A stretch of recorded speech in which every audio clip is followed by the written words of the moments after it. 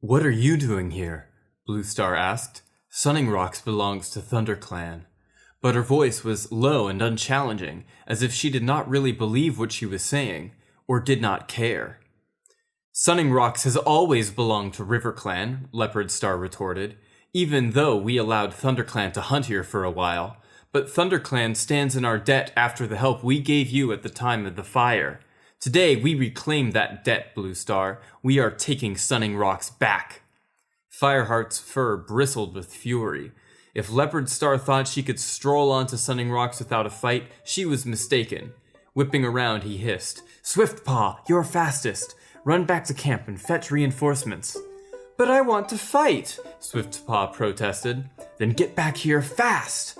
The apprentice dashed off into the trees. Leopard Star tracked him with narrowed eyes, and Fireheart knew she must realize why he had gone. It was essential to hold off the battle for as long as possible. "Keep her talking," he murmured to Blue Star. "Swiftpaw's gone for help." He was not sure if Blue Star had heard him. She was staring at Stonefur again. "Well, Blue Star," Leopard Star challenged, "do you agree? Do you allow RiverClan the right to Sunning Rocks?"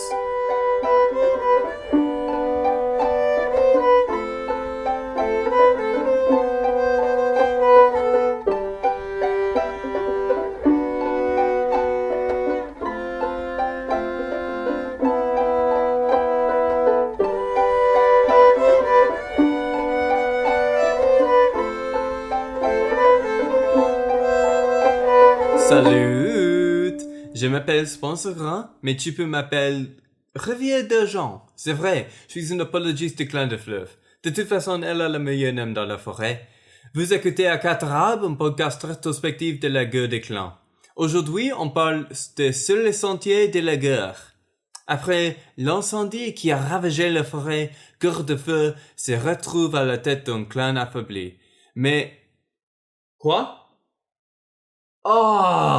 Beans. I'm sorry, guys. I promise that won't happen again.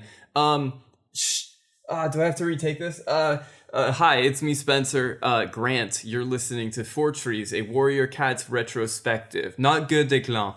Forget that I said Guerre des Clans. I understand that might be offensive to some people, so I promise I'll never speak French on this podcast again. Anyway, today we're doing a book. I don't know if you've heard about this book. It's called Sur les sentiers de la guerre, and I've forgotten the English title for it. Okay, I've looked it up. The English title for it is On the Warpath, and I am so sorry for speaking French like literally less than 10 seconds after I said I would stop. I promise, for realsies, it will not happen again. Okay, for realsies this time.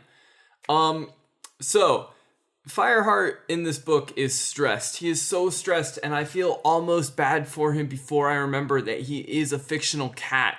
And like, I don't know, the prospect that cats can be stressed is an inherently funny thing for me. Like, but don't get me wrong, I've seen cats that are stressed. Like, I understand that. But like, you know, also I come from the perspective of somebody who understands a thing or two about the natural world, and that cats should be kept indoors. Like, if you have a cat and you're listening to this, please keep your cat indoors. It's for the good of the cat, and it's for the good of the environment around it. You see how much these freaking cats catch, and even if your cat is a good one that doesn't go around catching things, that doesn't mean that you should be letting them out willy-nilly, because that sets a precedent for other cat owners with more dangerous cats.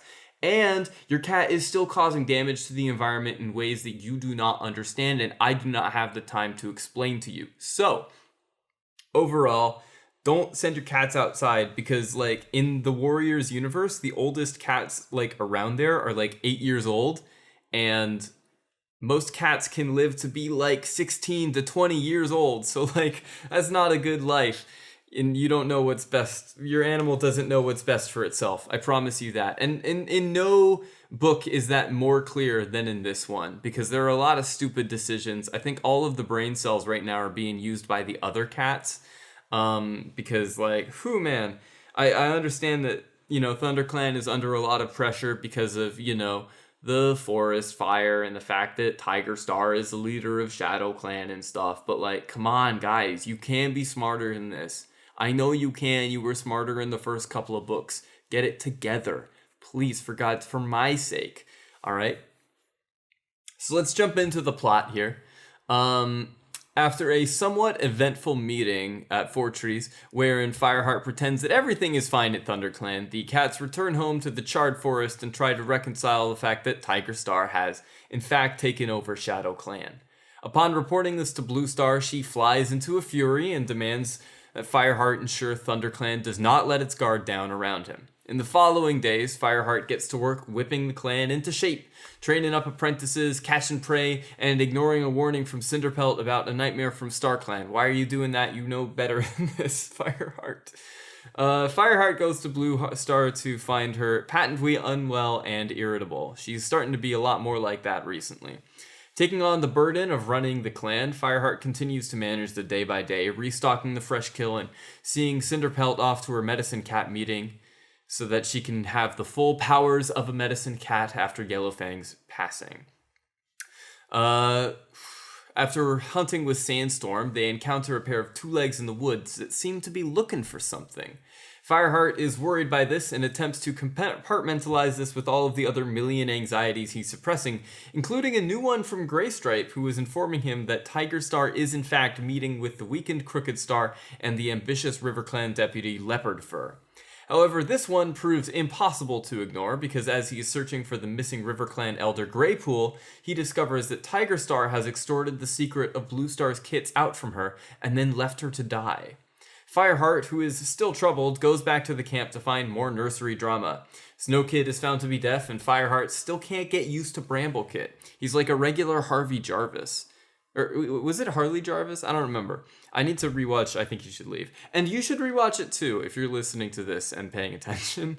I Think You Should Leave is a really good Netflix sketch comedy show. And honestly, like every time I'm reading these books, I think about some of the skits because it's just really good.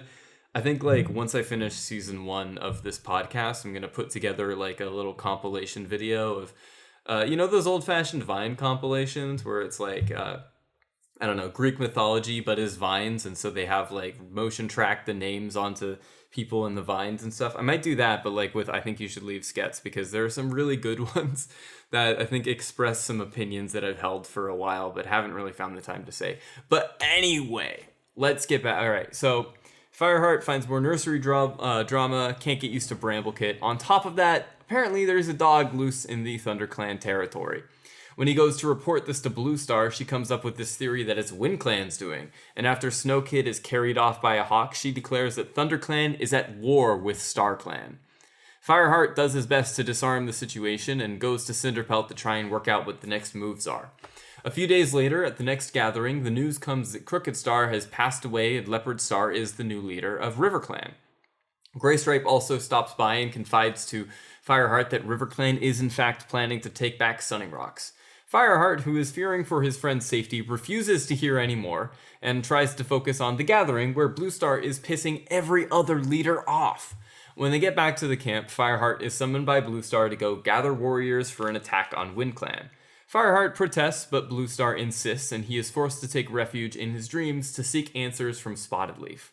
Spotted Leaf tells him, in her patented cryptic fashion, that a battle will not be fought, and Fireheart takes it upon himself to stop it. However, on his way to WindClan territory, he spots Bramblekit and Tawnykit, who are following Darkstripe to meet with Tigerstar. Fireheart interrupts the meeting and organizes Darkstripe to return the kits before Tigerstar fills their heads with ideas. He then goes to meet with Tallstar. The WindClan cats are suspicious at first, but recognize the wisdom in Fireheart's plan and agree to meet Bluestar and make peace if she will have it. Fireheart goes back to ThunderClan to inform the other warriors of his plan, which is divisive but somewhat popular, as many of the warriors feel it wise to avoid needless bloodshed as well, with ThunderClan so freaking weak. Bluestar agrees to go to the meeting, because Ravenpaw, acting as a WindClan envoy, goes and talks her into it, and all the cats go to Fourtrees to meet and discuss.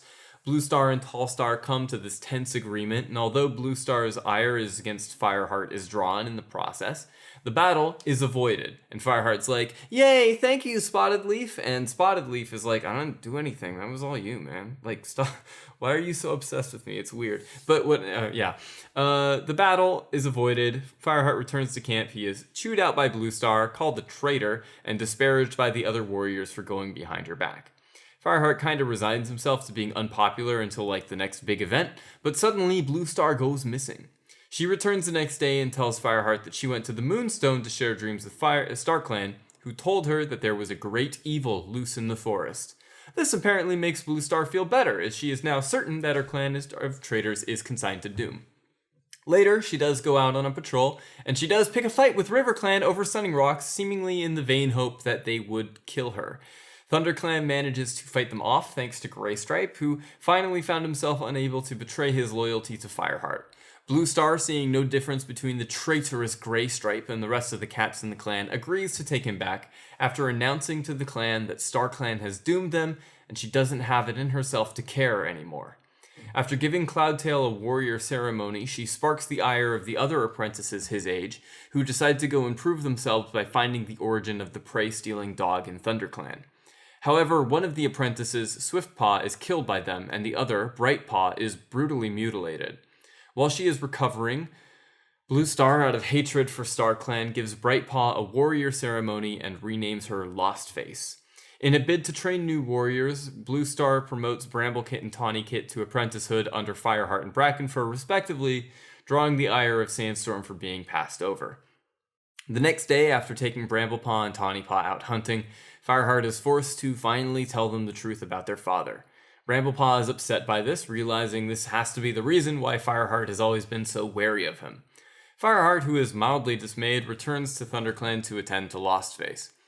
Lostface agrees to stay in the Elder's Den for a little while as she heals up, and Cloudtail returns to his warrior duties. At the next gathering, Tigerstar issues a demand that Blue Star return Bramblepaw and Tawnypaw to ShadowClan to be raised by him, citing the attack on Lostface and Swiftpaw and Snowkit's tragic loss. Blue Star agrees to think on it, and while Fireheart wonders to himself how Tigerstar came upon that information, cause it seems a little sus. Sorry. Oh gosh, I just fell down. Okay, yeah. It seems sus. And Fireheart's like, something is very wrong about this. Afterwards, he takes Cloudtail and Lostface out to see Princess, and he laments upon Blue Star's decision to name her Lostface. He's like, "That's really mean, Blue Star. You shouldn't have done that. Why'd you do that?" It makes you really think, okay, you have to, as a clan leader, you basically have this power to name people you don't like, whatever the frick you want to name them, and they can't do anything about it. Dang, that sucks. But, yeah, okay. So, I'm just thinking if I was a leader, because that's so likely, and I don't know, there was a Longtail type character or a Darkstripe type character, I could literally just be like, yeah, your name is Dirtstripe now, idiot, sucker, and you just have to deal with that. But whatever, yeah. So they go back to camp, and Fireheart dodges some barbs from Sandstorm, and he encounters Longtail, who confesses that he has sent a Darkstripe and Tigerclaw on ThunderClan territory near Snake Rocks. However, Fireheart's brain cell is currently being used by Cinderpell, so Fireheart berates Longtail for being a traitor and assumes that he is setting a trap for him. Eventually, he is talked into investigating, and Longtail informs him that Tigerstar has been feeding a pack of dogs fresh kill. Fireheart decides that this is the time to confess his feelings to Sandstorm and asks him to come with him, Cloudtail, Whitestorm, Graystripe, and Longtail as they try to figure out what's going on with the dogs. Finally, when they go out, they find that Tigerstar has meticulously laid out a trail of rabbits leading from the dog's cave straight to the ThunderClan camps and ending at the corpse of Brindleface, Cloudtail's foster mother. Fireheart gathers all of the cats together and organizes a plan to take care of the dogs while protecting the clan. Half of the clan will go to Sunning Rocks to take shelter, and the other half will leave another path of prey that will lead to the gorge at the border of RiverClan and WindClan. However, when the plan finally reaches its last leg, Fireheart is attacked by Tigerstar at the border. Fireheart attempts to fight him off, but the only thing that scares him away is the approach of the dog pack. Fireheart is picked up and thrown around by one, but his life is saved by Bluestar, who has abandoned her post by sending rocks to rescue her deputy. She successfully manages to throw half the dogs into the gorge and the other half disperse. However, Bluestar herself is thrown in as well and dies of exhaustion shortly after being rescued by Mistyfoot and Stonefur of River Clan. The River Clan cats make peace with their mother and help her bring her back to Thunder Clan territory to be buried, while Tigerstar... I had like one sentence of this left to go. While Tigerstar flees and Fireheart contemplates his new role in the clan as Firestar. Ooh. I should really stop ending this like that.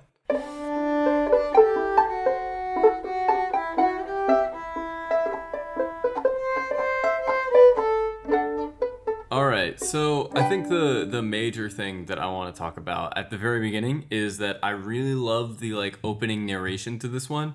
At the start of every book, I usually leave this part out of the synopsis because it's not really that important, but at the start of every book, there is like a prologue to it that kind of introduces you to what's going on a little bit, and it's like kind of a spoiler for the rest of the book if you're good at reading things, which I am, so it's whatever. But this one kind of served to set up the menace of the dogs, which was a pretty important aspect of this. They weren't as big in the book as I thought they were. Like, basically this entire book was just kind of Fireheart being stressed, which I do kind of enjoy, like on a very like basic level.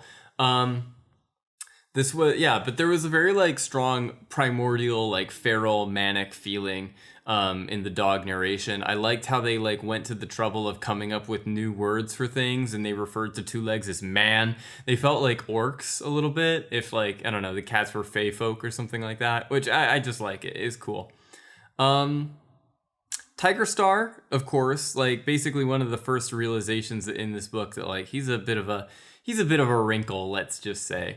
I do like how he basically started his introductory speech with "Make Shadow Clan great again." That was not like a joke or anything like that. He was legitimately talking about how Shadow Clan he's going to make Shadow Clan so good now that the weakness is over and a strong leader is in charge who's been accepted by Star Clan. And, you know, that was no, no uncomfortable parallels to what's going on right now or anything like that. The discussions that Fireheart was like having about Bramblekit and Tawnykit's like future was really hard to read. Like this optimism that maybe Tigerstar will be a good man, will be a good cat, is just kind of like sad. Like, no, they're never gonna. I mean, realistically, you know, if my dad was Tigerstar, I would probably never be proud of him. I don't know exactly what Bramblekit and Tawnykit are like, though, at this stage in their lives. I remember that, like, one of them, they grow up to be warriors. I remember that they grow up and that one of them is a good guy. I do not remember which, and I do not remember why. And it could be both of them. My memory of these books kind of stops after the next one. So, like, from that point in, I'm more or less flying blind, and it's only, like, the stuff that I've noticed from the fan base in my limited exposure with them that I've picked up on. But yeah, it kind of feels like there will be some kind of metaphysical battle over Bramblekit and Tawnykit's destiny, and Fireheart and Tigerstar are going to be at odds at who's going to raise these kids, which does feel weird because, like, they're children. And, you know, it's not like who their dad is gonna, I talked about this in the last episode. I never knew how I felt about the, like, cases of the, you know, nature versus nurture kind of idea where, like, there's this evil character. Like, basically, the only reason that Tigerstar is the way he is partially because, you know, his dad Pine Star was the way that he was, and because of his mentor Thistleclaw. I think the mentor being Thistleclaw was, like, a very large proponent in that. Tigerstar is, I would say, not inherently evil, and I don't like how, you know, they're treating these kids as they are. But then again, like, you know, Fireheart doesn't have the brain cells anymore. They've all gone to Cinderpelt. That's kind of how it is. Bluestar doesn't have them either, which is awfully sad. Bluestar is heartbreaking in this book. She's angry and spiteful, starting to go senile, it's like you're watching her leave. Like I held on to this hope for the entire book that like she would get better, and I'm like I knew like in my heart that she would not, but I was like thinking like, oh my god, okay, she'll go back to the way she was soon, I promise. And it just felt like nothing good happened to her since Firepaw has joined the clan, and I feel so bad for her. Like my poor mother, the way she reacts to these dogs and Cloud Kit's death, like she's so cynical, and she's like, yeah, Cloud Kit, he had it coming. That's what he gets for being blind. And it's sorry, Cloud Kit is deaf. But it's just like sad. And I guess it's like a little bit of what this book is about. Like it's the I guess stress of getting older and watching your parents grow old, which feels like a weird thing to write about for like a children's book. But I'm not gonna judge, because like I don't know, it reminds me, there was other media when this was coming out that was pretty popular, and I think that like this probably derived some inspiration from that. I feel like this is a weird pull, but a lot of my pulls are weird, so shush. The first season of The Sopranos, if any of you guys have ever watched that, I guess like it's a very good show. I would definitely recommend it if you are like of an appropriate age to watch HBO shows. The first season of The Sopranos has a subplot going on where Tony Soprano, I guess like the first 3 seasons basically, have this whole like thing with Tony Soprano and his mother, who is this old spiteful senile woman who basically rebukes every single attempt that he ever makes to make her happier in life and, you know, to improve her living situation. She is essentially her own worst enemy throughout the entire series, and she blames other people for it. And it, like when I was reading this book, Blue Star reminded me a lot of Olivia. That's Tony's mom. She reminded me a lot of the mother character in The Sopranos. Like she basically every opportunity, every good news that she had, she brushed it off, and she was convinced that like everybody in the clan hated her, and it felt a lot like the mother. And what really got me was spoilers for The Sopranos season 3, I guess, but like when she dies, there's this intense episode where everybody is standing around at her funeral, like trying to think of something nice to say for like a really long, uncomfortable time, until finally Tony's wife comes forward and she's like, she was a horrible woman. She was terrible to all of us. She abused her children, and she didn't even want a funeral. Why are we all doing this? And I know that Blue Star obviously was a far better person than Olivia Soprano ever was. And Blue Star does kind of redeem StarClan in her own eyes at the end, when she realizes that, you know, her clan weren't traitors and she was the one that was in her own way.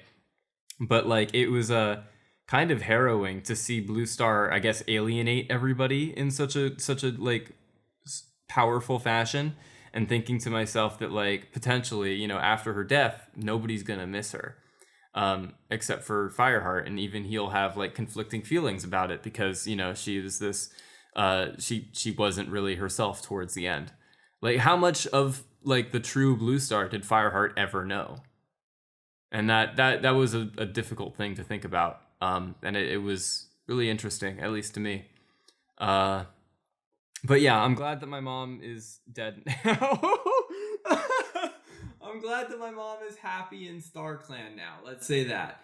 Because StarClan does exist. Like, it's not a fictional thing. StarClan definitely does exist, and Blue Star will be happier there now that she doesn't have to worry about any of the other stuff. So that's good, I guess. So one of the other major things that I wanted to talk about in this book was like the deal with Sandstorm, because like I don't know, I've been like collating information on the sly, because as I read the more and more of these books, I'm like starting to see, I don't know, like there's a very Sappho and her friend kind of thing between Fireheart and Graystripe. And I kind of love the idea that Graystripe is this super straight dude who's always doing straight stuff, and Fireheart is just willfully forcing himself to repress his bi nature towards Graystripe. I'm not saying that I ship them, because I think that it's very much like a one-way thing. But I also kind of think it's like it's tragicomic to assume that like Sandstorm is basically the only one who's really into Fireheart, and Fireheart is like kind of unwittingly using her as a beard, because that's what the relationship feels like to me. towards the end, like basically at 0 points in this book does Fireheart ever actually express any interest in Sandstorm. He does talk about it from like time to time, but it's like it doesn't feel, I don't know, quite real, as if like he lacks the pheromones to know or something like that. Like he never goes in as hard as her as he does for Spotted Leaf, which, you know, that I've got my own baggage with that, and I'm sure most people do. But you know, she feels very obligatory. Like, yes, you are the main character, which means that you get a heterosexual love interest, and that heterosexual love interest will be, you know, Sandstorm, because she's the only other age-appropriate one, female cat. And like, you know, whatever, I guess this is like a 2000s book, but I just feel really bad for all of the characters involved, because like in my own interpretation, I feel like Sandstorm is kind of really into this this guy who's just not particularly into her. I guess it's pretty well established, like early on in the book, that Sandstorm has feelings for Fireheart, and she's just pretty hot and cold a lot. I suspect the rationale for it is that like she doesn't really like that he doesn't have him to herself. Throughout the book, Fireheart's closest friends are Graystripe and Cinderpelt, and Sandstorm mostly seems to have hostility towards them both until, you know, that switch flips and she starts being nice to both of them, merely because Fireheart will choose to talk to them instead of her. And I feel really bad for her, because like she doesn't, I guess, have the media literacy that I do and doesn't know that she's in a book. But like, as somebody who's reading this, I can't help but think to myself, like, she's conflating this idea of not paying attention to her with the idea of not being interested. And that's fair, because Fireheart has historically given her approximately 0 of the credit where credit was due. In the last book, there was the aftermath of the Cloudpaw kidnapping, and that's basically endemic in their relationship. So whenever she sees him spending time with other cats, it probably feels like a personal attack to her. She and Fireheart need to like communicate the expectations for their relationship sometimes. It feels really lopsided. Like she wants more attention and deeper insight into him, and he doesn't recognize it because of, instead of talking to him about it, she acts all catty. And that's like, I feel really bad for both people in this scenario. And Fireheart is not innocent, as I've said. He keeps calling for Spotted Leaf in his sleep. He treats spending time with Sandstorm like it's a chore. He basically doesn't share any of his secrets or feelings with her until like the very end of this book. And he's constantly aching for Graystripe, and the other 2 cats he's closest with are Cloudpaw and Cinderpelt. And between that and worrying about Bluestar, Sandstorm is basically just getting like the pieces of Fireheart that are in between all of the things. And he needs to be more open with her if he wants to make it work. Like, basically the only time in the book that he expresses longing for her before the end is when he's facing a lot of social scrutiny, and he thinks to himself, oh, I just want to bury myself in Sandstorm's warm fur. And it's like, dude, tell her that at the very least. Like, we'll talk about how you need to be there for each other through thick and thin, and not just thin later. But come on, she needs to feel wanted. Like, she deserves so much better. And I feel really bad for Sandstorm. It just... He's so hung up on Graystripe and Spotted Leaf that he doesn't even know how to feel anything but friendship for anyone else. Like, that's how it feels. If you ever, I can like read some of the passages out later on, or type them in the description of this or something like that. But like, he never expresses his feelings for Sandstorm in the same way he talks about how he misses Graystripe so much. And it's just like, come on, dude. And the ending being like, okay, I guess it resolved. I just don't really get that. Last thing I want to talk about is a thought that I had while reading this book about Cloudpaw being a cat atheist, and that being very funny to me. So I guess the last bit I'm going to say for this segment is that StarClan is the opiate of the masses. And if I ever type that out, I'm going to put little clap emojis next to it. Like, you know, I don't know, I don't want to like peek my microphone or anything, but like, StarClan is the opiate of the masses. Cause, dude, I feel that. But they're real. Like, yeah, it's weird.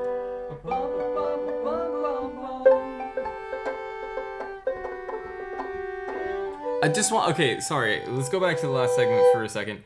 I just want to say, I cannot tell if it is funnier that there is a cat atheist, like conceptually, that a cat atheist is funnier than the fact that this cat atheist does not believe in something that definitely like exists. Like, it would be like if a French person was like, I don't believe in the European Union. It's like, okay. But yeah, let's talk about what the book means for the series. Obviously, Tigerstar, he's trouble. RiverClan, potentially allies, but also they could be in the pocket of Big Tigerstar because of Leopard Star and all that chemistry I was talking about. I think that there's something up between Stonefur and Mistyfur, and maybe Stonefur and Mistyfoot. Maybe they might like defect to ThunderClan or something like that. I don't know. I think that something might be up with the fact that Graystripe might have to like fight his kits one day in battle. Like, that's gonna freaking suck. I think that obviously I hope that Firestar gives Lost Face a new name, because that's just really mean, man. And he is the leader, so he can start doing that now. I hope that Fireheart being the leader is gonna like change up a bunch of things. For starters, he's gonna be like all fun and compassionate and stuff. But I guess we do also have to watch out for Tigerstar, because like that guy's in trouble. That guy is trouble. A bunch of dogs are like still alive and not at the bottom of the gorge. So like, I don't know if they're gonna continue wreaking havoc on the forest, or like maybe they'll continue being there, but then they'll get killed off by like the next antagonist, and it'll be like, oh, it like is a cool way to demonstrate how powerful they are, like in Dragon Ball, how they always beat up the characters a whole bunch before they do get to their final forms and stuff. But yeah, that's a thing to think about. There weren't so many Warrior Code violations, but like the ones that were violated were pretty big. Fireheart trespassed on WingClan territory to speak to Tallstar, and he did feed himself before the clan on his way back from that. Bramblekit did catch his own prey before turning 6 months old, and Darkstripe did take Bramblekit and Tawnykit to see Tigerstar. The big one was definitely ThunderClan taking orders from Fireheart over Bluestar before the WindClan attack. There was it was a good quote. I wrote it down. "I'm sorry, Fireheart," she meowed. "I think you're talking sense, but that's not the point. The Warrior Code isn't something you stick to just when you feel like it. I don't think I could disobey my leader if she ordered me to attack." Like, all right. The Warrior Code is not something you stick to just when you feel like it. StarClan is the opiate of the masses. And so is the European Union, apparently. Apparently. Don't quote me on that. Don't cancel me for it. Again, I'm still dealing with the last cancel stuff. Graystripe puts his loyalties over RiverClan many times, culminating in him leaving RiverClan. And Fireheart and Bluestar and Graystripe do trespass on RiverClan territory at the end when they get chased onto it by Tigerstar, which is pretty sus. So, I'm not saying that they should be murdered, but like, that is against the Warrior Code, you guys. You've been breaking it a whole bunch, just so many times. Come on. But yeah, that's all I have for this week's episode of Fourtrees. For the on the Warpath, I believe the book is called, but it could be called something different in English because I've just forgotten it again. So yeah, I've been Spencer Grant, and you have been delightful and wonderful. Again, look forward to when we start bringing guests on. I've had some more thoughts about the format, and I've been speaking with some friends of mine to see if we can get them on. Some of the first episodes might have some really interesting guests who will have really interesting stuff to say. So please look forward to that, and I will catch you all next week with the final book of the Prophecies Begin. How cool is that? So yeah, take care, and I love you, and goodbye. Forever. Not forever. Next week. Bye now. Oh God, somebody please play the music. Alright, which button turns on?